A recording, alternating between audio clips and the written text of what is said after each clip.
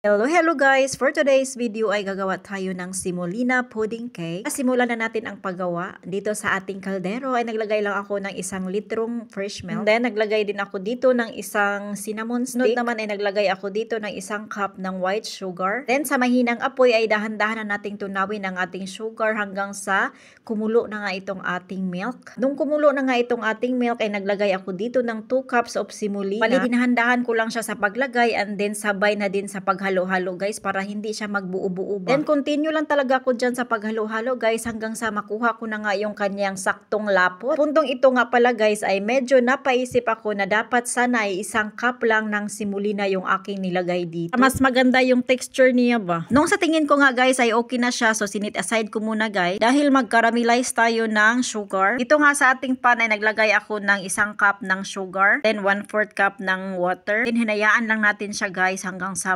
kulay brown or mag-caramelize na nga itong ating sugar. Kung okay na nga, hinango ko na siya at isa-isa na nating nilagyan itong ating lagayan. So, clay pot ba ito guys? Ayan, bawat isa ay nilalagyan natin. Ayan, bawat clay pot ay nilalagyan natin. So, gumamit ako dito ng 2 maliit at saka 1 malaki. Kasi alam ko na hindi kakasya dito lahat sa 1 malaking clay pot guys. Kaya dinagdagan natin ng 2 maliliit. Puntong ito guys ay medyo nadismaya ako kasi medyo tumigas na yung ating pudding. Dapat sana ay nag-caramelize na ako guys bago pa maluto itong ating pudding kasi tingnan nyo naman tumigas na siya. So it's okay lang naman guys, wala namang problema kahit medyo tumigas na siya. Pan ko muna ng cling wrap at nilagay sa ref ng 5 oras. Makalipas nga ang 5 oras guys ay ito na yung hitsura ng ating ginawang pudding cake at ayan i-slice na natin kasi nga nanghihingi na yung si Mister na siyang nag-request nito guys. Ito lang guys, first time kong gumawa nito kasi sinindan ako ng link na aking asawa kung pwede daw gayahin ko ito kasi nga gusto niyang kumain ito. Sabi ko nga sa kanya, hindi ko alam kung ma-perfect ko ito pero i-try kong gawin. At so far naman guys, sabi ng asawa ko ay approved daw sa kanya yung aking nalutong pudding. Sobrang sarap nito guys, pinaris niya ito sa tsaa. Siguro kung tanungin niyo ako sa lasa guys, para siyang mahablangka na pwede ding leche plan. Ko lang guys kung tama ba ko, basta yun yung nalasahan. So siya hanggang dito na lang guys ha. Thank you for watching. Bye bye.